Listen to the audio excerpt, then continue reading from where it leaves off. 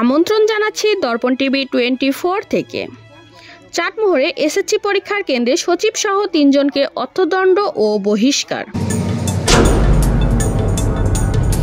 পাবনার চাটমোহরে চলমান এসএসসি দাখিল পরীক্ষার কেন্দ্রে অনিয়ম করার অভিযোগে কেন্দ্রের সচিব সহ 3 জনকে অর্থদণ্ড ও বহিষ্কার করা হয়েছে।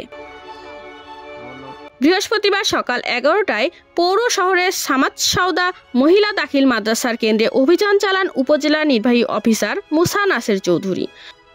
পরে উপজেলা সহকারী কমিশনার ভূমি মেহেদী হাসান শাকিল ভ্রাম্যমাণ আদালত পরিচালনা করে অভিযোগ প্রমাণিত হওয়ায় অভিযুক্ত 3 জনের প্রত্যেককে 33,000 টাকা করে মোট 99,000 টাকা জরিমানা করেন। দণ্ডপ্রাপ্তরা হলেন সামাদসাউদা মহিলা দাখিল মাদ্রাসার কেন্দ্র সচিব মৌলানা আব্দুল রাজ্জাক, কেন্দ্রের দায়িত্বপ্রাপ্ত মৌলানা সাইদুল ইসলাম ও সামাদসাউদা দাখিল মাদ্রাসার ভারপ্রাপ্ত সুপার মৌলানা মসলেম উদ্দিন। ভ্রাম্যমাণ আদালত সূত্রে জানা গেছে, চলমান এসএসসি দাখিল পরীক্ষা সামাদসাউদা মহিলা দাখিল মাদ্রাসার কেন্দ্রে পরীক্ষার ওএমআর শিট একরকম ও প্রশ্নপত্র অন্যরকম দেওয়ার বিষয়টি গোপন সূত্রে জানতে পারেন উপজেলা নির্বাহী অফিসার মুসা নাসের চৌধুরী। এ সময় তিনি এসিল্যান্ড মেহেদী হাসান শাকিলকে নিয়ে ওই কেন্দ্রে অভিযান পরিচালনা করেন। বিষয়টি সত্যতা পেলে এবং অভিযোগ প্রমাণিত হওয়ায় কেন্দ্র সচিব সহ ওই 3 জনকে উপরোক্ত দণ্ডাদেশ দেন নির্বাহী ম্যাজিস্ট্রেট।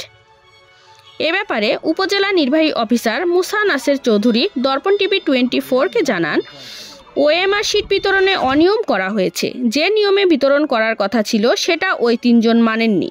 এতে পরীক্ষার্থীদের কোনো সমস্যা হবে না, তবে আইন অমান্য ও অনিয়ম করার অভিযোগে তাদেরকে শাস্তি প্রদান করা হয়েছে।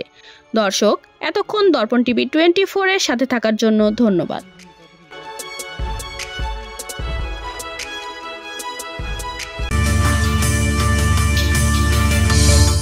দর্পণ টিভি, এই সময়ের প্রতিবিম্ব।